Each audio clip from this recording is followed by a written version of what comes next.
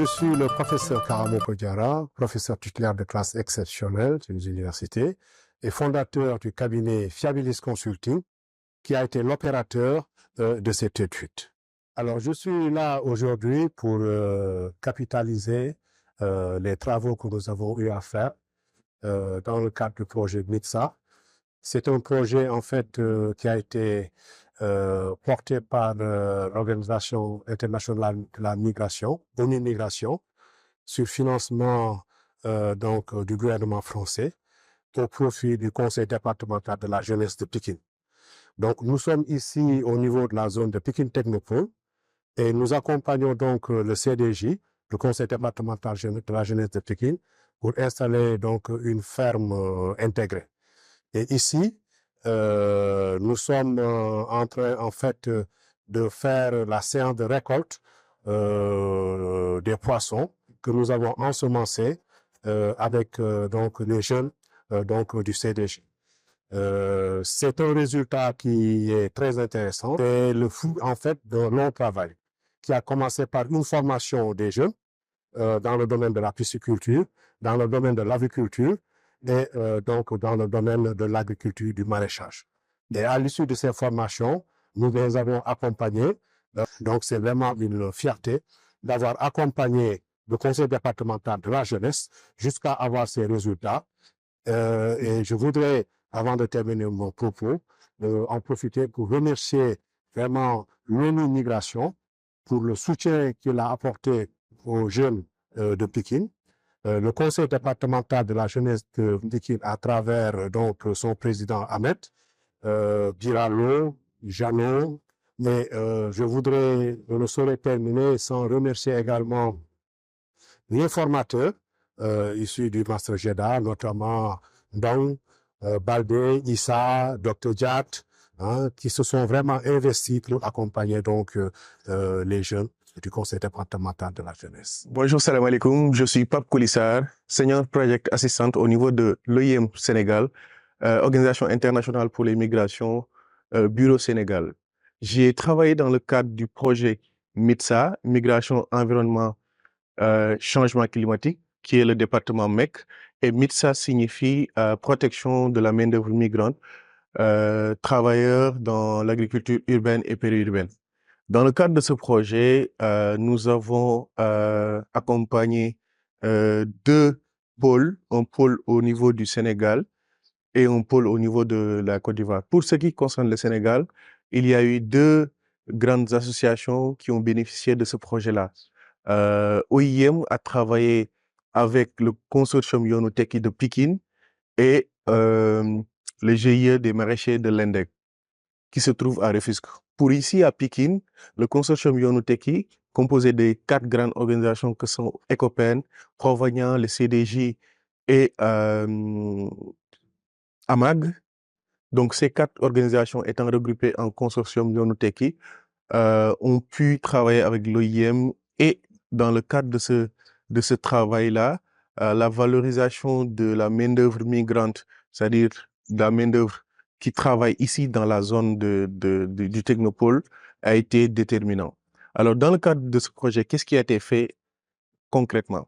Ce qui a été fait, c'est 3 choses. La première chose, c'est l'accompagnement par la formation qu'a assuré Fiabilis, le cabinet Fiabilis, qui a fait un excellent travail dans le cadre de la formation, d'abord en classe, de façon théorique. Ensuite, il y a eu une formation pratique qui a permis aux acteurs de voir comment faire ce travail-là, tout en mettant un point d'honneur sur l'agroécologie, parce qu'il s'agissait de faire une agriculture responsable, raisonnée, et qui respecte les normes environnementales. Bonjour, je suis Dr Mamadou Diat, agroécologue spécialisé en ingénierie de la formation.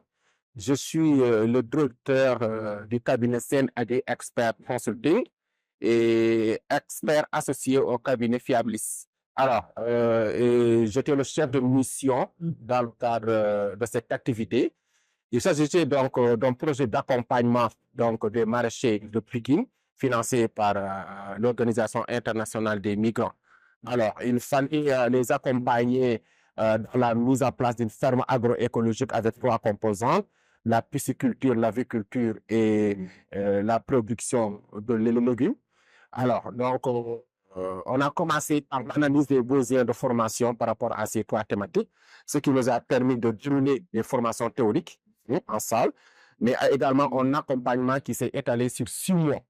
Et c'est durant cet accompagnement que nous avons mis sur place donc ce bassin de pisciculture que vous voyez et que nous sommes en train de récolter aujourd'hui. Donc, ça a duré 6 mois. Et donc, aujourd'hui, nous sommes là pour la journée de dégustation, mais également de commercialisation donc, des poissons qui ont été produits.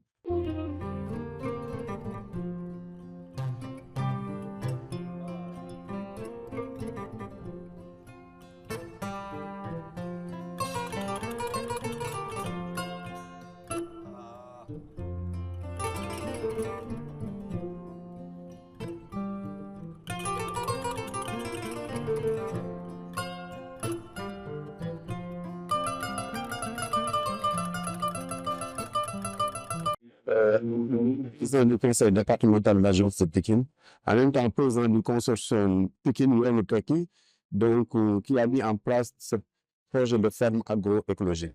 Donc c'est un projet qui a été financé par l'UIM et qui consiste à mettre en place 3 unités économiques. Il s'agit de l'unité piscicole, d'une unité maraîchère et une unité donc avicole. L'idée, c'est vraiment de valoriser déjà le site, parce qu'il faut le souligner, c'est un site qui est en tout cas convoité par les promoteurs immobiliers. Donc, pour nous, il est important en tout cas de développer des activités de maraîchage, de pisciculture, donc pour préserver le site. L'autre aspect, c'est vraiment de contribuer à l'emploi des jeunes, parce que nous sommes dans un milieu qui est un peu hostile face en tout cas, je nuis donc à la problématique de l'emploi des jeunes. Et pour nous, en tout cas, en tant qu'organisation de jeunesse, il est important pour nous de mettre en place donc, ces initiatives-là pour un peu apporter une réponse. Donc aujourd'hui, comme vous le savez, nous avons posé les acteurs locaux, notamment nos partenaires, mais également les autorités locales, les acteurs communautaires, un peu nous montrer ce que nous sommes en train donc, de faire, de réaliser sur ce site-là. Donc aujourd'hui, c'est une journée de commercialisation et de dégustation de nos produits comme le poisson, donc qui a été donc élevé ici sur le site, dans ce bassin, donc pendant une période de 6 mois. Mais si aujourd'hui nous avons quand même réalisé toutes ces activités-là, c'est grâce vraiment à l'appui du cabinet Fiabilis, qui au départ donc, nous a formé. Le cabinet a formé 90 jeunes donc, au cours de ces 3 unités de production, donc au cours de la pisciculture, du maraîchage, mais également de l'aviculture. Aujourd'hui, nous n'avons pas regretté cette formation-là parce que c'est ce qui nous a permis, en tout cas, de réaliser tout cela. Pour l'activité piscicole, on n'a jamais réalisé ça sur ce site. Donc, si aujourd'hui nous avons ces résultats, c'est grâce donc à cette formation. Parce que la formation, elle est importante. Donc, elle est au début, donc, inclure donc, à la fin de tout le processus. Donc, c'est ce qui nous a valu, en tout cas, ces résultats-là. Et ce n'est pas seulement la formation, mais l'accompagnement. Parce que durant tout le processus aussi, le cabinet a mis en place donc, des personnes qui nous ont accompagnés sur le plan technique, donc dans le suivi, aussi bien des sujets au niveau de l'agriculture, mais également au niveau de la pisciculture, pour voir l'évolution donc, des espèces. Et aujourd'hui, donc, c'est un sentiment de satisfaction qui nous anime, parce que c'est un projet, et puis c'est un projet pilote qui se déroule à Dakar et à Abidjan, en niveau urbain.